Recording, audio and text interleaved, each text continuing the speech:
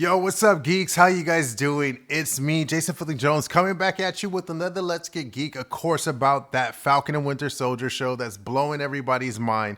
If you guys haven't watched episode 4, you guys need to hop off and go catch it because I'm about to get into it and explain a lot about the character, about John Walker, because I'm seeing a lot of turmoil with a lot of people shocked and displeased about how the show ended and also about how John Walker's carrying the shield and carrying the mantle.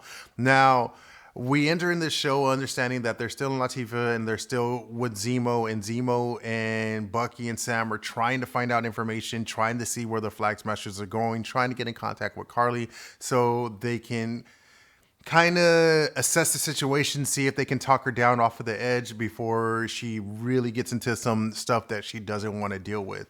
Now, with all that going on, you have Zemo, who's using Turkish Delights, of course, to get information and extort information from the kids to be able to get into the funeral of Carly's mentor who has passed away. Now, finding out the information, Sam is able to go to the funeral, basically talk to Carly, but that is all cut short because, of course, of John Walker. Now, the reason I'm rushing through all this and kind of getting into this more is because I want to talk a little bit more about John Walker. Now, if you haven't read the comics or seen the comics or know any background about John Walker, he is actually known as U.S. Agent. He does become a super serum soldier in the comic books by the Power Broker, and he does go on a rampage. And if you guys have noticed throughout the whole show, you see him having sort of a tail, a twitch, where he's grabbing at his eyes. He's always getting headaches. He's always twitching about something, and he has a lot of built-up rage, which you can stem from that he's starting to notice that he's not able to keep up with a lot of these superheroes or villains because he doesn't have superpowers. He's just a regular human being who is kind of more athletic than most human beings and has the background of being a combat war hero. Now, the problem with all this is that AO with the Domelage are there and basically they beat him down and he's just heartbroken and devastated because they're not even super soldiers and they beat him up. So he's questioning, should he be Captain America? Is he actually a superhero? Can he carry the mantle? And then we find out that with the information that Zemo gets and that he's able to follow Carly, and Carly had the super soldier serum on her, where he's able to get the super soldier serum and basically destroy it. After that, he also leaves one that wasn't destroyed, and who of course finds it but John Walker after he knocks out Zemo. Now, there's a lot of questions going on where people are wondering, did he take the serum or did he not? If you didn't completely finish the show, you're going to notice that at part of the show, he does kick somebody through the door, which is probably could be possible if you're just a normal human being, but it's the way the power is, and also him throwing the shield into the wall. And then when he's able to bend the pole that the one of the Flag Smashers tried to hit him with. So you see Sam asking him, what did he do? And you find out that he took the super serum power. Now, in the comic books, basically John Walker's parents get killed and he goes on this complete rage. And if you guys haven't noticed in the last couple of episodes, you start to notice that he has kind of a dark past, a dark history. He doesn't like talking about it too much, but you also notice that there's a lot of aggression and rage that's building up in him. And in the scene where he's basically having a battle fight out with the super soldiers, you see that Battlestar comes in to try to save him from getting hit by Carly, and Carly ends up hitting Battlestar, slamming him against a pillar, and ended up killing him. Where that was it. That was what snapped John Walker. He couldn't take it anymore, and basically ends up chasing after Carly, finding one of her partners who was Miko, and when Miko's begging him for him to surrender to him and basically telling him he wasn't the one that killed Battlestar, he takes the shield and literally kills Miko with the shield by slamming it in his chest, covering the shield in blood.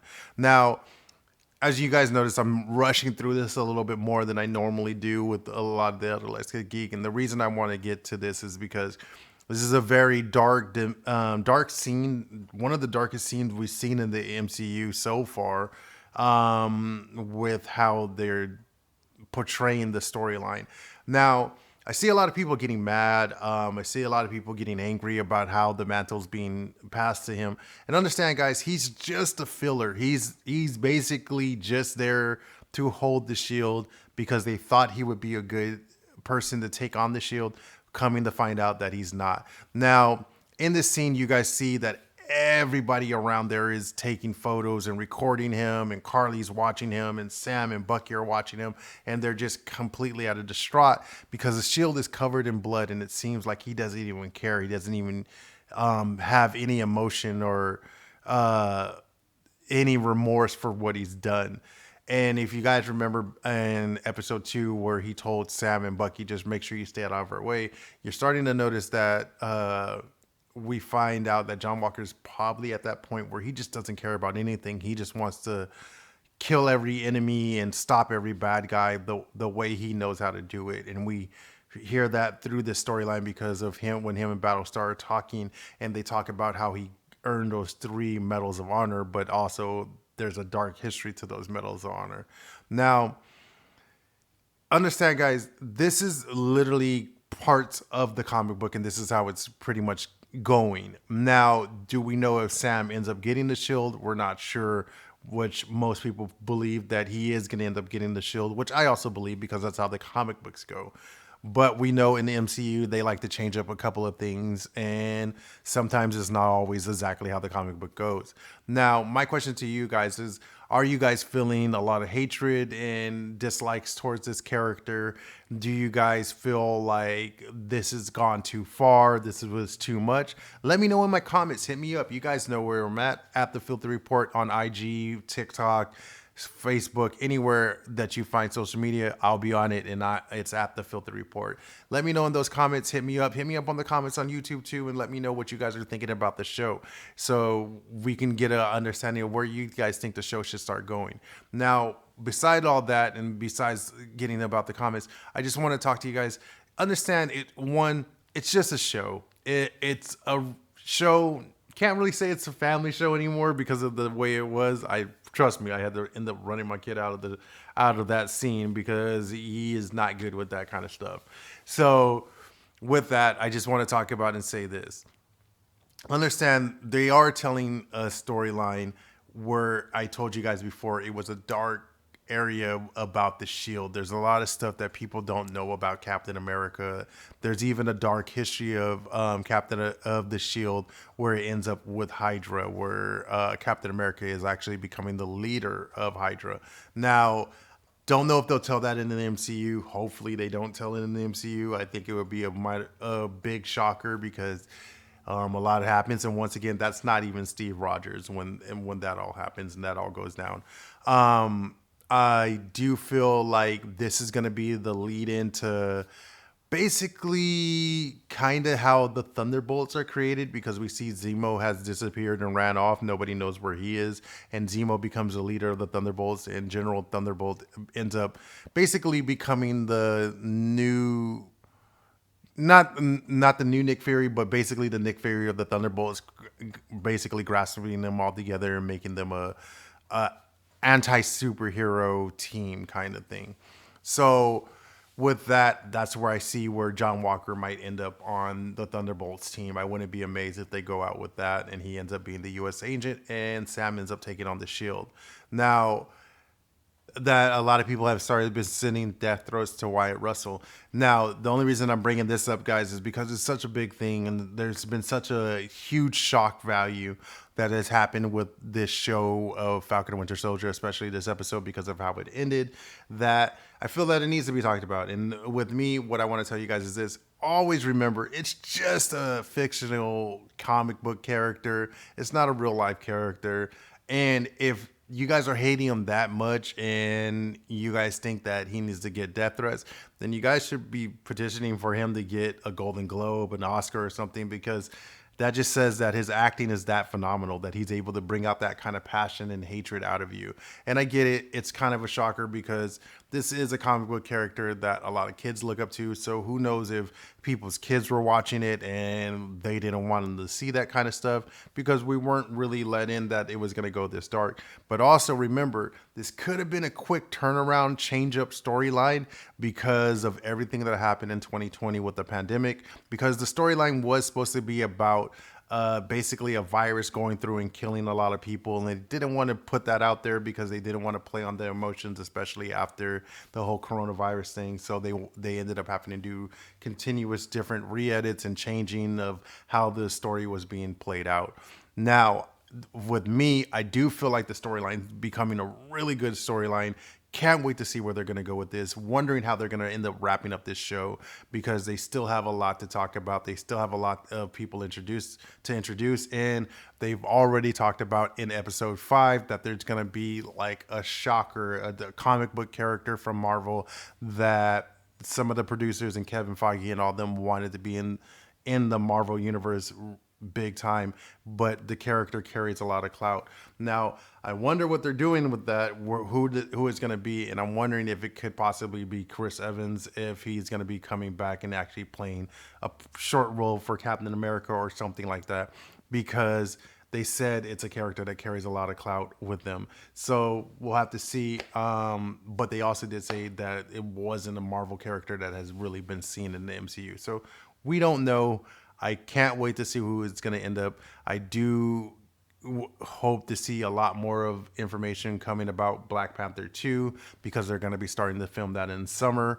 So, and it seems like Ayo and the Dora Milaje have a real big part in this, especially with Bucky, because you guys understand that Bucky seems to be one of the soldiers that are from the Wakanda tribe now. And he's taken on that mantle and taken on that part. That is the reason why they gave him the new arm. That is why basically T'Challa and all them backed him so much. And he also was saved by the Dora Milaje, especially Ayo and Wakanda, as you guys saw in this episode. Now, with that, guys, I have to talk to you guys about all the other stuff that's been coming out. And of course, the Loki trailer has came out. The talks about She-Hulk has been coming out. There's a lot of more shows that are coming down the line that are going to start getting introduced, and a lot of this show has connections to those shows. So I can't wait to see what's going to be popping off in episode 5 or episode 6. Now, I know this is a kind of a short one. Didn't have that much to go on a lot. Been busy with a lot of things. Don't worry. I'm going to be diving into a lot more on episode 5 as we break it down more. Can't wait to see where they're going with it, like I said before. And also, like always, guys, do your brother a favor. Help me out, man. Hit that subscribe button. And also do me a huge favor if you guys can mash the like button. Because you know what? I want to get the Filthy Report out there so everybody can start getting geeked with me and start hearing about what's going on in these MCUs. Now, we had a huge week this week, especially with that episode, and a lot of things happened. And I know this doesn't really deal with a lot of geek stuff, but I want to pay homage to a very big hip hop star that I love, that I loved and always was very passionate about in his music. And that has to be Earl Simmons, DMX. He passed away this week, and I just want to send a shout out to him and his family, and prayers and condolences for his loss. Let me know in the comments, guys, what was your favorite DMX song? He was a big time artist for me, helped me a lot, saved me through a lot of dark times, and I just want to give him nothing but regards and peace and love. Now, with all that, guys, like always, you know I'm always here for you guys, but usually I would finish it with some kind of statement. Instead of doing that, I wanted to close out with just a moment of silence for DMX.